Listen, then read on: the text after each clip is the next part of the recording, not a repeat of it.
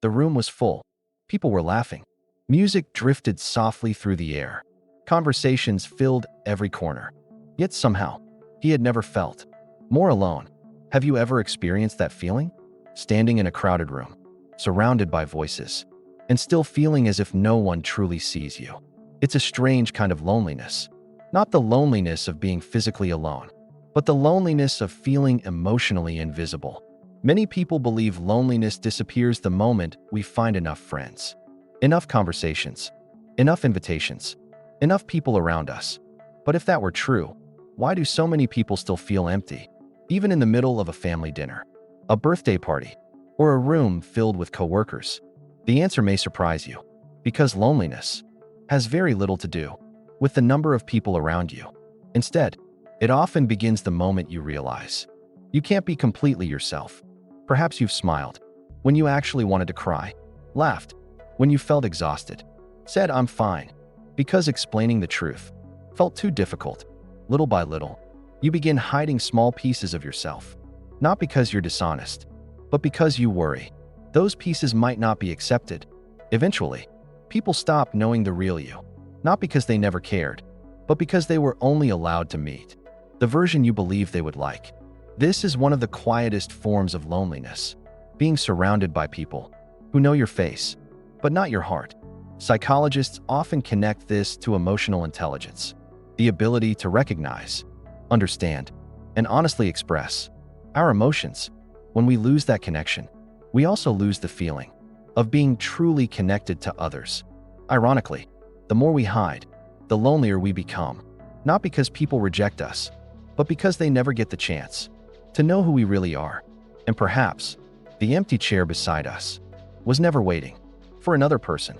Perhaps it was waiting for our true self to finally sit down. Imagine walking into a beautiful house. Every room is filled with people. Some are laughing, some are telling stories, some are sharing memories that seem to bring everyone closer together. You smile politely. You join the conversation. You say all the right things. People smile back. They include you. Everything looks perfectly normal. But deep inside, it feels as though you're standing outside a window, watching someone else live your life. Perhaps you've felt that before. The conversation keeps moving. Everyone seems connected, yet your thoughts remain somewhere else. Quiet, distant, unheard. The strange thing about loneliness is that it doesn't always ask for more company. Sometimes, it simply asks for one moment where you don't have to pretend. Many of us learn very early that being accepted often means becoming easier to like. So we become agreeable. We avoid conflict.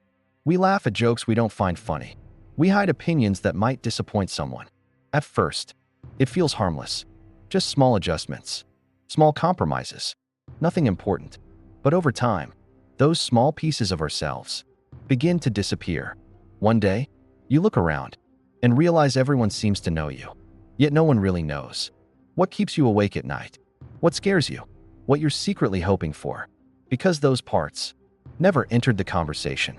Psychologists sometimes describe this as the gap between social connection and emotional connection. Social connection means being around people, sharing space, sharing activities, talking, laughing. Emotional connection is different. It begins the moment someone sees the real version of you and stays anyway. That kind of connection can't be measured by the number of messages on your phone or the number of people who know your name. It grows through honesty, through vulnerability, through moments when two people quietly admit, "Me too." This is where emotional intelligence becomes so important. Not because it teaches us how to impress people, but because it teaches us how to understand our own emotions well enough to share them without fear. Ironically, the people who appear the strongest are often the ones who spend the most energy hiding how lonely they feel. And perhaps the empty chair we keep noticing doesn't represent someone who hasn't arrived yet. Perhaps it represents the conversation we've never allowed ourselves to have, not with the world, but with our own heart. There is an old saying that every person carries an invisible room inside their heart. Some rooms are bright, filled with memories, dreams, and quiet moments of peace. Other rooms remain locked for years, not because they're empty, but because we're afraid no one would understand. What's inside? Perhaps that's why so many conversations never go beyond the surface. We talk about work, the weather, movies, weekend plans, yet we rarely ask, what has your heart been carrying lately? Not because we don't care, but because we're all quietly hoping someone else will ask first. Imagine walking into a room where every chair is occupied, everyone is speaking, everyone is smiling, except one chair.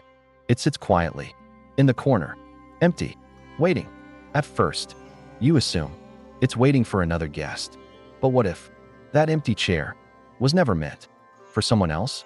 What if it was waiting for the version of you that you've been hiding for years? The version that admits, I'm scared.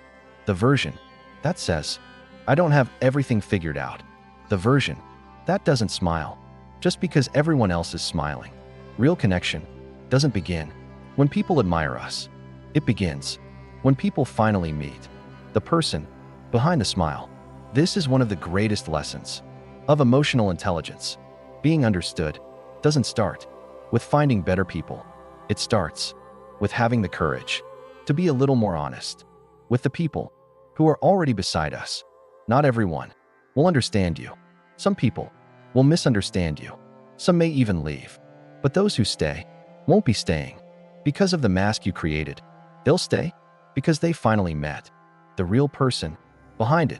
Perhaps that's why the deepest loneliness isn't being alone. It's spending years surrounded by people who've only known the version of you that was afraid to be real. And perhaps the empty chair has never been asking for another guest. Perhaps it has simply been waiting for you to finally sit down as yourself. The next time you find yourself feeling lonely in a crowded room, don't ask only, why doesn't anyone understand me? Try asking, have I allowed anyone to truly know me? Sometimes one honest conversation can fill a space that 100 casual conversations never could. Thank you for spending these moments with Psychology Canvas. If today's story resonated with you, subscribe for more videos exploring human behavior, emotional intelligence, and overthinking one story at a time.